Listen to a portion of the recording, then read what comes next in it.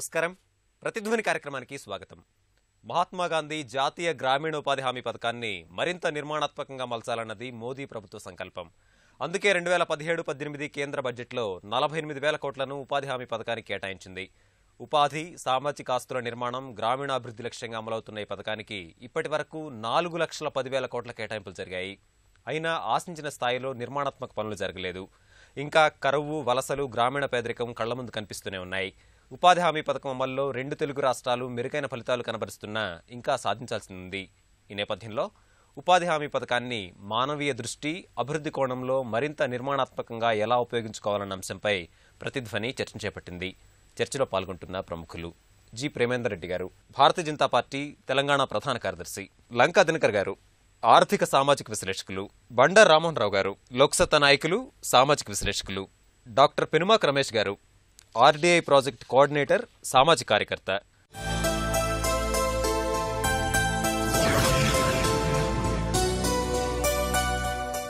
ప్రేమేందర్ రెడ్డి గారు, కేంద్ర ప్రభుత్వం జాతీయ గ్రామీణాభివృద్ధి పథకానికి అత్యంత ప్రాధాన్యత ఇవ్వడాన్ని మనం చూస్తూ ఉన్నాం. బడ్జెట్ కేటాయింపులని దీని ఒక సంకేతంగా చెప్తున్నారు. మరి ఇంత ప్రాధాన్యత ఇస్తున్నటువంటి పథకం అమలు తీరుపై ప్రభుత్వం ఎట్లాంటి దృష్టి పెట్టింది? పథకాన్ని ఏ దిశలో కొనసాగించాలన్నటువంటి ఆలోచనలో కేంద్రం ఉంది. గత కొన్ని సంవత్సరాలుగా సుమారుగా 4 లక్షల కోట్ల పైగా ఈ పథకం పైన ఖర్చు చేసినప్పటికీ మనకు చెప్పుకోదగిన యొక్క ఆస్తులు కనిపించడం లేదనేది ఒక విమర్శగా ఉంది. ముఖ్యంగా వ్యవసాయ కూలీల కొరత కూడా దీని కారణంగా ఏర్పడుతుంది అనేది రైతులు చాలా ఇదిగా అవుతున్నారు.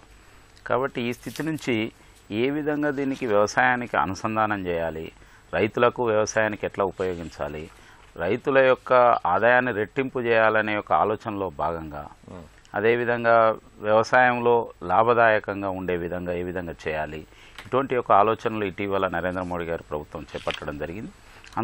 అందుకోసమే అందులో ప్రధానంగా ఫామ్ ఫండ్స్, ఏవైతే పొలం కుంటలు అనేది అయితే మనం చెప్తున్నామో ఆ పొలము కుంటలను తవ్వకం అనేది ప్రారంభించారు. అది లాస్ట్ ఇయర్ ఒక 5 లక్షల కుంటలని టార్గెట్ పెట్టుకుంటే అది దాన్ని క్రాస్ చేయడం కూడా జరిగింది. అదేవిధంగా ఈ సేంద్రియ వ్యవసాయానికి అనుకూలంగా ఉండే విధంగా కూడా ఎటువంటి అయితే చర్యలు చేపట్టాలనో వాటి గురించి కూడా ఇవాళ ఆలోచిస్తున్న యొక్క పరిస్థితి కనిపిస్తున్నది. ఈ యొక్క ఉపాధి హామీ పథకం అనేది కేవలం ఒక ప్రచారం కోసమే కాదు, ఇది తప్పక గ్రామాలలో ప్రజల యొక్క జీవితాల్లో మెరుగు తీసుకురావడం, గ్రామాలు వ్యవసాయం అభివృద్ధి చెందడానికి అనుగుణంగా ఇవాళ తీసుకుంటున్నారు. ఏవైతే ఎక్కడైతే మిస్యూజ్కి అవకాశం ఉంది కాబట్టి ఇవాళ జియో ట్యాగింగ్ విషయం కూడా తీసుకోవడం, శాటిలైట్ యొక్క సాంకేతిక పరిజ్ఞానం ఉపయోగించుకోవడం, ఇటువంటి యొక్క అనేక విషయాలను ఆలోచించి గత సంవత్సరం ముఖ్యంగా చాలా ఒక విమర్శ ఉండేది. నరేంద్ర మోడీ గారు ప్రభుత్వం రాగానే దీన్ని ఎత్తేస్తారని చాలామంది ప్రచారం చేశారు. కానీ 38,000 కోట్లు బడ్జెట్లో కేటాయిస్తే ఇంకా అంతకంటే ఎక్కువగా ఖర్చు పెట్టి బడ్జెట్ను సవరించి 47,000 కోట్లు గత సంవత్సరం ఖర్చు పెట్టడం జరిగింది. ఈసారి 48,000 కోట్లు కేటాయించడం జరిగింది. అవసరమైతే ఇంకెంతైనా ఖర్చు పెడతామని ఆర్థిక మంత్రి గారు బడ్జెట్ సమయంలోనే తెలియజెప్పారు. కాబట్టి ఏంటంటే మనకు గ్రామాలు, వ్యవసాయం ముఖ్యం, రైతుల యొక్క ఆదాయాన్ని రెట్టింపు చేయడము. వలసల అంశంలో పురోగతి ఎట్లా ఉంది? ఇప్పుడు ఒక రకంగా చెప్పాలంటే గతంకి ఇప్పటికీ కొంత చేంజ్ ప్రారంభమైంది. అయితే ఇంకా కూడా మనం అందులో ఎటువంటి ఒక చేంజెస్ తీసుకురావాలనేది నీతి ఆయోగ్ కూడా అనేక రకాల సర్వేలు నిర్వహిస్తున్నది, అనేక మందితో చర్చించడం జరుగుతున్నది. రాబోయే రోజులలో ఇది తప్పక అందరికి కూడా ఉండే విధంగా, ముఖ్యంగా వ్యవసాయానికి, రైతులకు ఉండే విధంగా కూడా కూలీ ఎవరికైతే పని దొరకలేదో ఈ విషయంలో ఇప్పుడు కేంద్ర ప్రభుత్వం కొత్త మార్గదర్శకాలు కూడా రిలీజ్ చేయడం జరిగింది. ఒకవేళ మీరు కనుక పని కల్పించకపోతే మేము నేరుగా వాళ్ళ అకౌంట్లో నిరుద్యోగ భృతి కింద అమౌంట్ వేసేస్తామని. ఎందుకంటే లాస్ట్ టైం తెలంగాణలో 100 days అంటే 50 days పని కూడా కల్పించలేకపోయింది. అందులో ఉన్న ఎంతమంది అయితే కూలీలు ఉన్నారో అందులో సగం మందికి కూడా పని కల్పించలేకపోయింది. కాబట్టి ఇటువంటివన్నీ సరిదిద్దుకోవాల్సిన అవసరం. దినకర్ గారు, జాతీయ గ్రామీణ అభివృద్ధి పథకం అమలు తీరును గమనించినట్లయితే మిశ్రమ స్పందన వ్యక్తమవుతోంది. కొన్ని రాష్ట్రాలు లక్ష్యాన్ని అందుకుంటున్నాయి. ముఖ్యంగా తెలుగు రాష్ట్రాలు మెరుగైనటువంటి పనితీరు కనబరిచాయని చెప్పి అంటున్నారు, జాతీయ వారీలు వచ్చాయని చెప్తున్నారు. కొన్ని రాష్ట్రాల్లో మాత్రం పరిస్థితి నిరాశాజనకంగా ఉంది. మొత్తం మీద తెలుగు రాష్ట్రాల్లో ఉన్నటువంటి స్థితిని మీరు ఎట్లా విశ్లేషిస్తారు? ముఖ్యంగా వివిధ రాష్ట్రాల్లో ఆయా ప్రాంతాల్లో ఉండేటటువంటి నాయకత్వం, అక్కడ ఉండేటటువంటి ప్రభుత్వ పనితీరును బట్టి ఇక్కడ వినియోగించుకునేటటువంటి విధానం కూడా పథకం స్పష్టంగా కనపడింది. దేశంలోనే ఆంధ్రప్రదేశ్ని మనం చూసినట్లయితే చంద్రబాబు నాయుడు గారు మొదటి నుంచి నరేగాకి సంబంధించి మెటీరియల్ కంపోనెంట్, అలాగే దీనికి సంబంధించి నరేగా నుంచి కేంద్రం నుంచి వచ్చే ఉపాధి హామీ కూలీకి రెండింటిని సమన్వయపరుచుకొని ఏ విధంగా అసెట్ క్రియేషన్ దిశగా వెళ్లాలనే ప్రయత్నం చేయబట్టి దాదాపు దేశంలో ఉండేటటువంటి నిధుల్లో 20% వరకు దాదాపు ఆంధ్రప్రదేశ్ వినియోగించుకోగలిగింది. లెక్కలు కూడా చూసినట్లయితే 4,810 కోట్ల రూపాయల వరకు పనులు నరేగా కింద ఆంధ్రప్రదేశ్ చేయటం దేశంలోనే మొట్టమొదటి స్థానంలో నిలబడింది. అది గత సంవత్సరంలో ఉన్నటువంటి బడ్జెట్ 37,000 కోట్లలో వాడుకోవడం జరిగింది. ఇప్పుడు 48,000 కోట్లు అయిన తర్వాత దానివల్ల మళ్ళీ 6,000 కోట్ల పైచీలకు ఈ సంవత్సరం లక్ష్యాన్ని నిర్దేశించుకోవడం. అంటే ఆ పథకాన్ని ఏ విధంగా వినియోగించుకోవాలి, వినియోగించుకున్న దానిలో కూడా మీరు గమనించినట్లయితే నీటి చెరువుల పూడికి సంబంధించి ఏదైతే గత ఆర్థిక సంవత్సరంలో చేసామో సత్ఫలితాలు ఇస్తా ఉన్నాయి. అలాగే ఏదైనా రహదారులు, గ్రామీణ రహదారుల్లో ఉన్నటువంటి వాటికి ఆ రహదారుల్లో ఉండేటటువంటి ఇబ్బందులు, ఇప్పుడు కంపలు కానీ ఏమన్నా ఉంటే వాటిని క్లీన్ చేసుకొని వాటి ద్వారా ప్రయాణాలకి వెసులుబాటు కలిగించేటటువంటి విధంగా చేయటం వల్ల అక్కడ స్పష్టంగా ఆ అంశాల సాలుగు సేవలు గతంలో నిరుపయోగం అయింది, పక్కదోవ పట్టింది దీనికి పథకానికి సంబంధించిన డబ్బు అనేటటువంటిది. దాని నుంచి కూడా ఎప్పుడైతే బయోమెట్రిక్ సిస్టమ్స్ వీటన్నిటిని కూడా వినియోగించుకోవటం వల్ల స్పష్టంగా అక్కడ పని జరిగితేనే డబ్బు చెల్లించేటటువంటి విధానము. అలాగే తెలంగాణ దగ్గరికి వచ్చేటప్పటికి మనకి మధ్యప్రదేశ్ తర్వాత తెలంగాణ వచ్చిన 3rd ప్లేస్ లో ఉంది. దాదాపు 2,400 కోట్ల లాగా వాడుకోవటం జరిగింది. అయితే 1,16,00,000 మంది రిజిస్టర్ అయితే అందులో 56 లక్షల మంది మాత్రమే తెలంగాణలో పనిచేయడం జరిగింది. 100 రోజుల్లో 41 రోజు యావరేజ్ నడిచింది. దాన్ని ఏ విధంగా పెంచుకోవాలనే ప్రయత్నం చేయాల్సినటువంటి అవసరం కూడా ఉంది. చెల్లింపుల్లో కూడా డిలే అవుతా ఉంది అనేటటువంటి మాట కూడా చెప్తున్నారు. అది ఆంధ్రప్రదేశ్కి వచ్చేటప్పటికి చెల్లింపుల్లో అగ్రభాగాన 90.32% చేయటము, వేగంగా చేయటము. ఎప్పుడైతే వేగంగా వారికి ఎందుకంటే ఉపాధి హామీ పథకం కింద వచ్చే పనివారు ఎవరైనా కానీ మనం గమనిస్తే ఎట్లాంటి వాళ్ళు వస్తారు, పని దొరకనిటువంటి వాళ్ళు, బిలో పావర్టీ లైన్లో ఉండేటటువంటి వాళ్ళు. చెల్లింపులు డిలే అవడం వల్ల దీని మీద వాళ్ళకి ప్రోత్సాహకరంగా ఉండదు, ఉత్సాహంగా పనిచేసేటటువంటి పరిస్థితి కూడా ఉండదు. కాబట్టి సాధ్యమైనంత వరకు వారికి చెల్లింపుల విషయంలో సత్వరమైనటువంటి అంశాలను పరిగణలోకి తీసుకుని వెళ్లాల్సినటువంటి అవసరం ఉంది. స్పష్టంగా గతంలో కన్నా కూడా ఇప్పుడు వ్యవసాయానికి ఎప్పుడైతే అనుసంధానం చేశారో చేసేటప్పుడు ఇంకొంచెం మంచి సత్ఫలితాలు వచ్చేటటువంటి అవకాశాలు కూడా స్పష్టంగా కనపడతా ఉన్నాయి. రామ్మోహన్ రావు గారు, ఈరోజు ఉపాధి హామీ పథకం అన్న వెంటనే ప్రపంచంలోనే అతిపెద్ద ప్రజాపనుల పథకంగా ప్రపంచ బ్యాంక్ ఇచ్చినటువంటి ప్రశంస మనకు గుర్తొస్తుంది. దానికి తగ్గట్టుగానే మనం భారీ స్థాయిలో కేటాయింపులు చేసాం. 4 లక్షల కోట్లను 10 ఏళ్లలో ఖర్చు పెట్టామని చెప్పి చెబుతున్నారు. మరి లక్ష్యాన్ని అందుకున్నామా? ఏ పథకమైనా మొదలుపెట్టినప్పుడు ఏవైతే ఆశయాలు ఉంటే వాటి నిబద్ధతతో ఒక 2-3 ఏళ్ళు నడుస్తుంది. తర్వాత అన్ని లోపాలు, అన్ని లూప్ హోల్స్ ఎత్తుకుంటారు ఇటుపక్క అటుపక్క. కనుక 10 ఏళ్ల తర్వాత ఇప్పుడన్నా కనీసం ఎన్డీఏ గవర్నమెంట్ మంచి ఆలోచన ఏంటంటే ఈ పథకాన్ని పునఃసమీక్ష చేద్దాం అనుకుంటున్నారు. అది మంచిది. 10 ఏళ్ల తర్వాత కూడా వెనక్కి తిరిగి ఏం జరిగిందో చూసుకోకపోతే సమీక్షకు అవకాశం లేకపోతే కష్టం. ఇందులో 40,000 కోట్ల రూపాయలు సగటున ఖర్చు పెడుతుంటే మన దగ్గర ఏపీ తెలంగాణ 2 కలిస్తే మీకు జాబ్ కార్డులు కలిగిన వాళ్ళు 3 కోట్ల మంది ఉన్నారు సుమారుగా. విచిత్రం ఏంటంటే మొత్తం 2 రాష్ట్రాల జనాభా 2011 ప్రకారం 3,56,00,000. అందులో 40 లక్షల పైచిలకు ఓన్లీ హైదరాబాద్ నగరంలో ఉంటారు. జనాభా లెక్కలు 2011 ప్రకారం. అంటే ఎంత లూపాలు ఉంది చూడండి. 3,60,00,000 మంది ప్రజల్లో 40 లక్షల మందిని తీసేయాల్సింది. ఎందుకంటే ఉపాధి హామీ పథకం గ్రామీణ, అది పట్టణంలో లేదు. సుమారు 1 కోటి జనాభా హైదరాబాద్ కేంద్రంగా ఉంటే వీళ్ళు 3 కోట్ల జాబ్ కార్డులు ఇచ్చేసిండ్రు. అంటే ఖచ్చితంగా జాబ్ కార్డులో అవకతవకలు ఉన్నాయి. నెంబర్ 1. మొత్తంగా చూస్తే ఇందులో మనకు 2-3 విషయాలు కనపడతాయి మనకు. ఒకటేమో దీని ఆశయాలు అంటే లక్ష్యాలు నెరవేరినాయని. పేదరిక నిర్మూలన, గ్రామంలో ఉన్న వాళ్ళు దూర ప్రాంతాలకు వలసపోకుండా లక్షల మంది మహబూబ్నగర్ జిల్లా నుంచి, శ్రీకాకుళం జిల్లా నుంచి లక్షల మంది వలసపోతున్నారు. మహబూబ్నగర్ జిల్లా అయితే 40 లక్షల మంది ఉంటే 26 లక్షల మంది వలసపోతారు. ప్రకాశము, మన శ్రీకాకుళం ఈ జిల్లాల నుంచి నిర్మాణ కార్మికులు వలసపోతున్నారు. పోకుండా ఉండడం కోసం అంటే గ్రామానికి దగ్గరలో పని కల్పించడం రెండోది. మూడోది అసెట్ క్రియేషన్. అసెట్ క్రియేషన్కి ఖచ్చితంగా స్కిల్ఫుల్ లేబర్ కావాలి.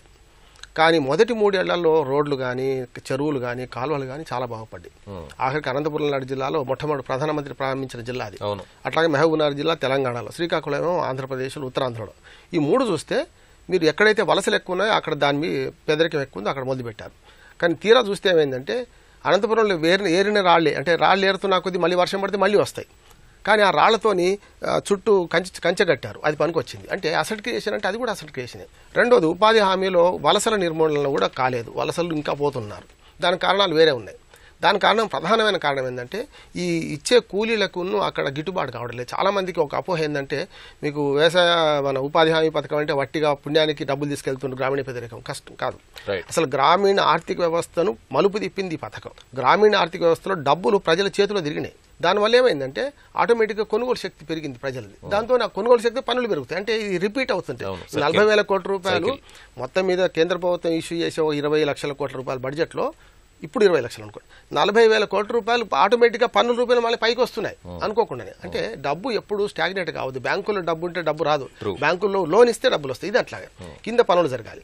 అంటే గ్రామీణ ఉపాధి, గ్రామీణ పేదరిక నిర్మూలనకి ఇది పనికొచ్చింది. రమేష్ గారు, ఈరోజు పథకానికి సంబంధించినటువంటి పునఃసమీక్ష అవసరం అన్న అభిప్రాయం వ్యక్తమవుతోంది. మరి పునఃసమీక్ష అంశంలో కీలకమైనటువంటి అభివృద్ధి కోణానికి ఎట్లాంటి ప్రాధాన్యత దక్కాలంటారు?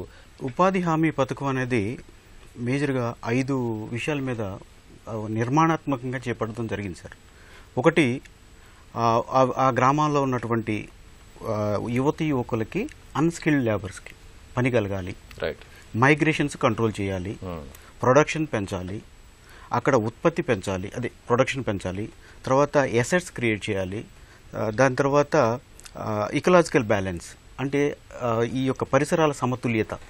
ఎందుకంటే మనకి నీరు కానీ ఇవి అక్కడ ఉన్న ప్రజలకు అవసరాలకి సరిపడడం లేదు, సకాలంలో వర్షాలు రావట్లేదు. వీటన్నిటినీ క్రియేట్ చేయాలన్న ఉద్దేశంతో ఈ పథకాన్ని నిర్మాణాత్మకంగా చేపట్టడం జరిగింది.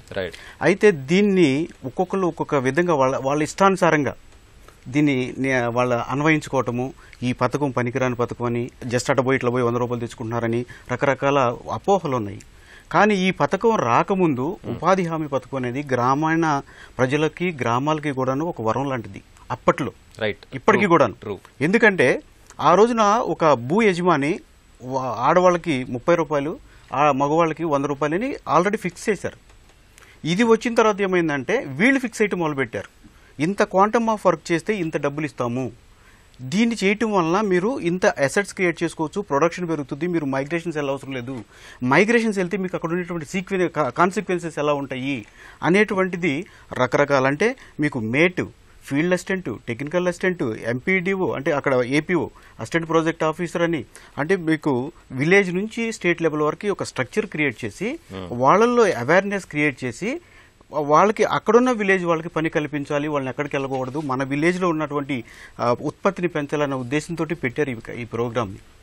అయితే ఇది తర్వాత ఏమైపోయిందంటే ప్రజల్లో ఈ ఆఫీసర్స్ ఎవరైతే ఉన్నారో, ఎందుకంటే నాకు ఒక అదృష్టం ఏం దొరికిందంటే ఉమ్మడి రాష్ట్రంలో ఆంధ్రప్రదేశ్ అకాడమీ ఆఫ్ రూరల్ డెవలప్మెంట్లో నేను అక్కడ సీనియర్ ఫ్యాకల్టీగా నేను అక్కడ ఉండి ఈ మాడ్యూల్ ప్రిపేర్ చేయటము, మెటీరియల్ ప్రిపేర్ చేయటము, ఆల్ స్టేక్ హోల్డర్స్కి మేము ట్రైనింగ్ ఇవ్వడంలో మేము చేయటం వల్ల మన ఆంధ్రప్రదేశ్ అప్పుడు ఉమ్మడి రాష్ట్రంలో ఇచ్చిన ట్రైనింగ్స్ ఎవరికి ఇవ్వలేదు. ప్రేమేందర్ రెడ్డి గారు, ఈరోజు కేంద్ర ప్రభుత్వం పథకాన్ని అమలు చేయాలని చెప్పి అనుకున్నప్పటికీ రాష్ట్రాల పాత్ర చాలా కీలకం. రాష్ట్ర సహకారం లేనిదే కార్యక్రమం అనేటువంటిది విజయవంతం కాదు. మరి కార్యక్రమం ఆశించిన లక్ష్యాలు చేరుకోవాలి అంటే, పారదర్శకత రావాలి అంటే కేంద్ర రాష్ట్రాల మధ్య ఎలాంటి సహకారం అవసరం అంటారు? చాలా సమన్వయం అనేది అవసరం. ఎక్కడ అవసరాలు ఉన్నాయి, వాటిని ఏ విధంగా మనం ఫుల్ఫిల్ చేయగలుగుతాం అనేది ముందుగానే కూర్చొని ఆలోచించుకోవాలి. అయితే రాష్ట్ర ప్రభుత్వాలు ఎంతసేపు ఈ దీంట్లో ఎక్కువ డబ్బు తీసుకొచ్చుకుందామని ఆలోచన చేస్తున్నారు, బట్ దాన్ని సరిగా వినియోగించడం గురించి కూడా ఆలోచన చేయాలి. మిస్యూజ్ కాకుండా ఉండడం కోసం అవినీతి అనేక రకాల ఆరోపణలు ఉన్నాయి. కింద వారు చెప్పినట్టు ఎక్సెస్ వ్యక్తులను చూపెట్టడం, అందుకోసమే కేంద్ర ప్రభుత్వం ఒక చేసింది. చాలా వరకు ఈ యొక్క బోగస్ ఆధార్ లింక్ చేయడం వల్ల చాలా 93 లక్షలు ఏరేసినట్టు, ఇంకా కూడా రాబోయే రోజులలో ప్యూరిఫై చేసే అవకాశం ఉంది. అంటే ఒక పారదర్శకత్వం కనుక ఏర్పడితే ఒక పూర్తి హామీ లభిస్తుంది. తప్పక నేను పని చేసుకొని జీవించడానికి అవకాశం ఉంది, నేను ఎటువంటి ఆందోళన చెందవలసిన అవసరం లేదు, ప్రభుత్వం నాకు పని కల్పిస్తుంది అనే ఒక పూర్తి వచ్చే అవకాశం ఉంది. ఇటువంటి వాటిలన్నిట్లో ఇంకా ఎక్కువ ట్రాన్స్పరెన్సీ అనేది క్రియేట్ చేయాలి. రాష్ట్ర ప్రభుత్వాలు గతంలో మనం విన్నాం, మొత్తం దేశంలోనే మన యొక్క ఆంధ్రప్రదేశ్లో ఈ సిమెంట్ రోడ్లు అనేది ప్రధానంగా పనికి ఆహార పథకం కింద అప్పుడు నిర్మించడం జరిగింది. అయితే ఇప్పటికి అవసరానికి మేరకు వేటిని ఉపయోగించాలనేది ఇప్పుడు మనం ప్రియారిటీస్ని డిసైడ్ చేసుకోవాలి. దాంట్లో ఈ ఫామ్ పాండ్స్ అనేది ఒకటి మంచిగా ఉంది. ఇంకా అదేవిధంగా రూరల్ ఏరియా రోడ్స్ కానీ, లేకపోతే ముఖ్యంగా చెట్లు, ఎన్విరాన్మెంట్, స్వచ్ఛ భారత్ విషయంలో ఆలోచించవలసిన అవసరం ఉంది. స్వచ్ఛ భారత్లో వాటర్ యొక్క విషయం కావచ్చు, టాయిలెట్స్ కావచ్చు, లేకపోతే మిగతా మొక్కలు కావచ్చు, పర్యావరణం కావచ్చు, స్కూల్స్ విషయంలో కావచ్చు, స్కూల్ బిల్డింగ్స్ కావచ్చు, ఇటువంటి అన్నిటి కూడా ఇప్పుడు ఆలోచన చేసి రాష్ట్ర ప్రభుత్వం పకడ్బందీగా రూపొందించి కేంద్ర ప్రభుత్వంతో సహకారం తీసుకొని చేయాలి. చేసినప్పుడు ఎక్కువగా సమన్వయంతో కనుక పనిచేస్తే ఎక్కువ రిజల్ట్స్ వస్తాయి. లేదంటే కేంద్ర ప్రభుత్వం ఏముంటుందంటే మేమే డైరెక్ట్గా వారి అకౌంట్లోకి అమౌంట్ పంపించడం విషయంలో కూడా ఆలోచన చేస్తాం, వివరాలు ఇవ్వమని చెప్పి అడిగినట్టుగా ఒక సమాచారం కనిపిస్తున్నది. అభివృద్ధికి వికాస్కు చాలా ఉపయోగపడే ఒక ఇది అందరినీ కూడా కలుపుకొని సబ్కా సాత్ సబ్కా వికాస్ అనేది అయితే నరేంద్ర మోడీ గారు అంటున్నారో అది నెరవేరడానికి ఇది ఒక మంచి అవకాశం. దినకర్ గారు, మొత్తం మీద వ్యవసాయానికి ఉపాధి హామీ ఏ మేరకు ప్రయోజనం అందిస్తుంది? వ్యవసాయానికి కూడా ఉపాధి హామీ పథకాన్ని అనుసంధానం చేయాలి అనేటప్పటికీ 2 రకాల మేళ్లు. ఒకవైపు సమయం పెంచడం ద్వారా అధిక సమయాన్ని వినియోగించుకునేటటువంటి అవకాశం ఇస్తూ వ్యవసాయ రంగాన్ని వాడుకోవటం అనే దాన్ని ఇవ్వడం వల్ల వ్యవసాయానికి ఊతం ఇవ్వాలి. ఏదైతే ప్రొడక్టివిటీని పెంచి గిట్టుబాటు ధర అందియాలి అనేటటువంటి కేంద్ర ప్రభుత్వ నిర్ణయాలు కానీ రాష్ట్ర ప్రభుత్వాల నిర్ణయాలకు కానీ ఊతం ఇచ్చే విధంగా ఒక తొలి అడుగు వేయడానికి అవకాశం కలిగింది. మీరు గతంలో ఉపాధి హామీ పథకం అనేది వ్యవసాయానికి అనుసంధానం లేనప్పుడు కూలీలు వ్యవసాయానికి దొరకడానికి ఇబ్బందిగా ఉండేటటువంటి పరిస్థితుల్లో నానాయాతనలు పడినటువంటి ఇది కూడా మనం చూసాం. ఇప్పుడు ఆ సమస్య తీరిపోతా ఉంది. దాంతోపాటు ఉపాధి హామీ పథకాన్ని వ్యవసాయానికి అనుసంధానం చేయడం ద్వారా దిగుబడి కొంత పెంచుకోవడానికి గతంలో కన్నా కూడా ఎక్కువగా, ఎందుకంటే పని దినాలు పెరిగినాయి, కూలీలు కూడా సత్వరం దొరుకుతున్నారు కాబట్టి సరైన సమయంలో వారు ఆ పనులు వినియోగించుకోవడం ద్వారా దిగుబడి పెంచుకోవడానికి రైతుకు ఉపయోగపడతా ఉంది. రైతు కూలీలకి జీవన ఉపాధికి సంబంధించి కూడా ఒక భరోసా. గతంలో వచ్చేటప్పటికి ఎప్పుడైతే కొంత రైతు, ఇప్పుడు నీతి ఆయోగ్ కూడా చెప్పింది, కొంత రైతు కొంత వచ్చేటప్పటికి కేంద్ర ప్రభుత్వం ఉపాధి హామీ పథకం కింద దీన్ని సర్దుబాటు చేసుకొని చేయాలి అనేటటువంటిది. అది చేయటం వల్ల ఒకవైపు కూలీలకు గిట్టుబాటు ధరలో వారికి అందుతూ వారి కూలీకి సంబంధించి, అలాగే రైతులకి సంబంధించి కూడా ఒక ఉపశమనం. అలాగే రైతు కమతంలో ఉండేటటువంటి కుంటల త్రవ్వకానికి ఎప్పుడైతే వారు ఎక్కువగా ప్రోత్సహించినందువల్ల గత సంవత్సరం కూడా మనం గమనిస్తాం చాలా మెరుగైనటువంటి ఫలితాలు ఆంధ్రప్రదేశ్లో అనంతపూర్ లాంటి జిల్లాల్లో కూడా మనం చూసాం. అలాగే తెలంగాణలో కూడా కొన్ని ప్రాంతాల్లో చూసాం మనం. అది ఇవాళ వ్యవసాయానికి ఎప్పుడైతే ఉపాధి హామీ పథకం అనుసంధానం చేశారో అత్యద్భుతమైనటువంటి ఫలితాలు, ఒకవైపు అసెట్ క్రియేషన్తో పాటు దేశానికి వెన్నుముకైన రైతును కూడా కాపాడుకునేటటువంటి ప్రయత్నం చేసేది స్పష్టంగా కనబడుతుంది. మోహన్ గారు, మీరు చాలా స్పష్టంగా చెప్పారు. ఈరోజు గ్రామీణాభివృద్ధి హామీ పథకంలో బోగస్ జాబ్ కార్డులు, బోగస్ లబ్ధిదారులు పెరుగుతున్నటువంటి వైఖరి కనిపిస్తోంది అని చెప్పేసి, మరి దీనికి అడ్డుకట్టపడాలి అంటే ఎలాంటి చర్యలు అవసరం అంటారు? నిజమైనటువంటి లబ్ధిదారులకి న్యాయం దక్కే విధంగా ప్రభుత్వం ఏ దిశలో చర్యలు చేపట్టాలి? గ్రామం కన్నా పారదర్శకమైన వ్యవస్థ ఇంకోటి ఏం లేదు. ఈ గ్రామీణ పేదరిక నిర్మూలన కనుక మీరు ఎక్కడి నుంచో ఆడిటింగ్ చేసినా ఎక్కడి నుంచి ఏం చేసినా దొరకరు. ఉదాహరణకి ఈ పథకం ఉద్దేశం మంచిదే అయినా కూడా దీని సిస్టమ్ తప్పు ఉంది. అంటే మీరు కింది నుంచి పై దాకా ఒక సమాంతర వ్యవస్థను సృష్టించి గ్రామ పంచాయతీలను గ్రామ సభలు నిర్వీర్యం చేశారు. పనుల ఎంపిక గ్రామ సభలు చేయాలి, కానీ ఎక్కడ గ్రామ సభ చేయదు. ఎవరు చేస్తారు? ఎంపీడీఓ చేస్తాడు. నేనంటే నా ఊళ్ళో ఏం కావాలో నాకు తెలుసు, వాళ్ళకి తెలియదు అని నేను అంటున్నాను. కనుక ఊళ్ళో ఏ పనులు కావాలి, ఆ పనులకు ఎంత మేర నిధులు కావాలని గ్రామ సభ తీర్మానం చేసిన తర్వాత ఆ తీర్మానం స్పష్టంగా చెప్పింది. కానీ ఇక్కడ ఎక్కడ గ్రామ పంచాయతీల పాత్ర నిర్వీర్యం చేసి పూర్తిగా పక్కదారి పెట్టించారంటే ఎంపీడీఓను సర్వాధికారి, గ్రామ సభల ద్వారా వచ్చిన ప్రతిపాదనలు తీసుకోవాలి, అక్కడ పని జరుగుతుంది తెలుస్తుంది. రెండోది 1977లో జనతా ప్రభుత్వం ఉన్నప్పుడు మనకు పనికి ఆహార పథకం ఉండేది. ఆనాడు అసెట్ క్రియేషన్ జరిగింది. అప్పుడు గోధుమలు బియ్యం ఇచ్చారు. ఇవాళ ప్రధానమైన రోడ్లన్నీ ఆనాడు వేసినవే. కానీ అదే 3 ఏళ్ల క్రితం, మొదటి 3 ఏళ్లలో జరిగిన అభివృద్ధి చూసుకుంటే ఉపాధి హామీ పథకంలో బ్రహ్మాండంగా రోడ్లు పడ్డాయి. కానీ ఇవాటికి కూడా గ్రామాలలో డొంకదారులు, ఒర్రెలు అంటారు, పానాదులు అంటారు, వీటిని బాగు చేయడానికి ఎక్కడ నిధులు లేవు. అట్లాగే తెలంగాణ గవర్నమెంట్ మిషన్ కాకతీయ పథకం ప్రవేశపెట్టింది. దాని నిధులు ఇవ్వచ్చు, మీకు చెరువు పూడికలు తీయడానికి, చెరువు కట్టలు బాగు చేయడానికి చేయొచ్చు. ఇప్పుడు టెక్నాలజీ చాలా వాడుతుంటారు. నేను ఫీల్డ్ లెవెల్లో చూస్తున్నాను. మీకు ఏ గ్రామంలో ఎక్కడ ఏం పని జరుగుతుందో ల్యాప్టాప్లు వాళ్ళకి ఇచ్చారు, రికార్డ్ చేసి ఇవాళ హైదరాబాద్లో ఉన్న ఆఫీసరు దాన్ని లైవ్లో చూడగలిగే పరిస్థితి తీసుకొచ్చారు. అయినా అభివృద్ధి జరుగుతుంది. అట్లా కాకుండా ఉండాలంటే ఇప్పుడు ఏదైతే ల్యాప్టాప్లు వాడుతున్నారో వీటిని ఖచ్చితంగా గ్రామ పంచాయతీకి అనుసంధానం చేసి ఆ ఊళ్ళో వాడిని చూడండి. మొట్టమొదటి హైదరాబాద్లో కూర్చున్న వాడిని కాదు, అప్పుడు ఈజీ అవుతుంది. దానిలో 2 మార్పులు చేయాలి. ఇంకొకటి కూడా మనకు మెటీరియల్ కాంపోనెంట్ పెరుగుతున్నది, పెరగన్నాడు ఓన్లీ అసెట్ క్రియేషన్ జరిగింది. ఇవాళ మెటీరియల్ కాంపోనెంట్ పెరిగిన సందర్భంలో కూడా మీకు దేనికి వాడుకుందాం అనేది అవగాహన లేకుంటుంది. ఉదాహరణకు మరుగుదొడ్లకు వాడవచ్చు, అంగన్వాడీ కేంద్రాలకు వాడవచ్చు. ఊళ్ళో అవసరాలకు ఎట్లా నిర్మాణ కార్యక్రమాలకు ఎట్లా వాడతామని చూడాలి. రమేష్ గారు, గ్రామీణాభివృద్ధి పథకంలో ఉన్నటువంటి లోపాలను సవరించి ఈరోజు పూర్తి స్థాయిలో అభివృద్ధి ఫలాలు చేరాలి అంటే మీరు ఎట్లాంటి సూచనలు చేస్తారు? బర్నింగ్ రేట్ని బట్టి మనం ప్రోగ్రెస్ అనుకుంటాం. అంటే మనకి ఈ సంవత్సరం 6,000 కోట్లు ఇస్తే 5,059 కోట్లు ఖర్చు పెట్టాము, చాలా గ్రేట్, అందరికంటే మనం ముందున్నాము ఎక్స్పెండిచర్ అని అనుకుంటాం. రిలీజెస్ వర్సెస్ ఎక్స్పెండిచర్, దానిలో మనం తెలుగు రాష్ట్రాలు ముందుంటాయి. ఎందుకంటే మనం టెక్నాలజీ ఖర్చు పెట్టిన డబ్బులు ఏ రాష్ట్రం ఖర్చు పెట్టలేదు. అది వేరే రకరకాల టెక్నాలజీ. ఎందుకంటే ఇప్పుడు సార్ చెప్పినట్టు ఫీల్డ్లో ఉంచి దాన్ని జియో ట్యాగింగ్ ద్వారా మెజర్మెంట్ తీస్తే ఇమీడియట్గా అప్లోడ్ అయిపోతుంటే పేమెంట్ ఆయనకి ఎంత క్వాంటమ్ ఆఫ్ వర్క్ చేసాడనేది వస్తుంది. మీకు రోజు ఇంత చేస్తున్నా కానీ మనం రోజు పేపర్లోనే కనపడతాం అవినీతి అని. మీరు తమిళనాడులో చూస్తే మొన్నటి వరకు ఇలా లైన్లో నుంచోబెట్టి డబ్బులు ఇచ్చారు. అక్కడ ఎప్పుడు అసలు పేపర్లో రాదు, ఏమీ రాదు.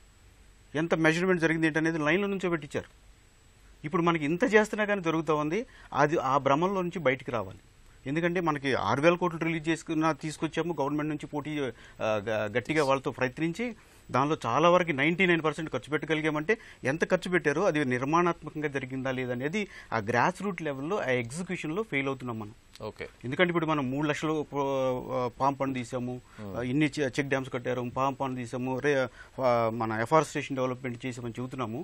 కానీ ఎలాంటి పరిస్థితులు చేసాము, అది కరెక్ట్గా ఆ అమౌంట్ అంతా కూడా మ్యాన్ పవర్కి వెళ్ళిందా లేకపోతే మిషనరీకి వాడారా, అసలు స్పష్టత లేదు.